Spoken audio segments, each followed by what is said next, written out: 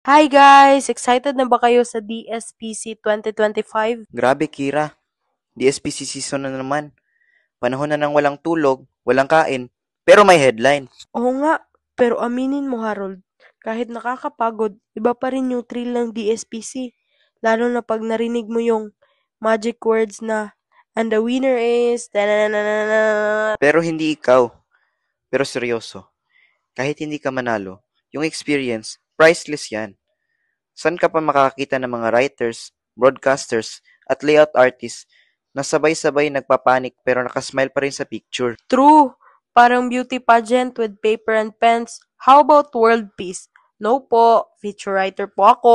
Pero teka, Kira, para sa mga first-timers natin dyan, ano nga ba ang DSPC? Oo. DSPC stands for Division Schools Press Conference. Ito yung Olympics ng mga campus journalists, may news writing, editorial, photojournalism, radio broadcasting, at marami pang iba. Tumpak! At hindi lang basta contest to. DSPC is where future media legends are born. Dito mo matutuhan paano magsulat hindi lang ng balita, kundi ng katotohanan. Pero ibalik natin yung fun side. Kasi aminin mo, Harold, may mga unforgettable moments talaga sa DSPC. Tulad na lang yung mga nagkakapalit ng USB habang nagpapaprint o yung nagpapanik kasi wala ng bond paper.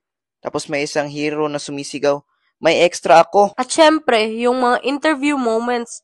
Excuse me po, may time po ba kayo for an interview? Habang pawis na pawis ka pero ang confident pa rin. DSPC really brings out the best and the most stress sa ating mga journalists. Pero sa dulo, pag hawak mo na yung certificate mo, kahit participation lang yan, proud ka pa rin kasi alam mong binuhos mo na lahat. Kaya lahat ng delegates ng DSPC 2025, cheers sa inyo.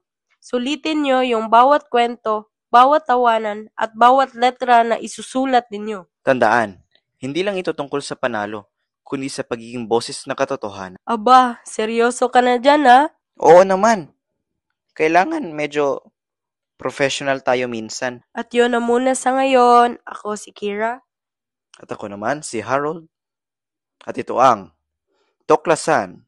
Halika, sama ka sa usapan.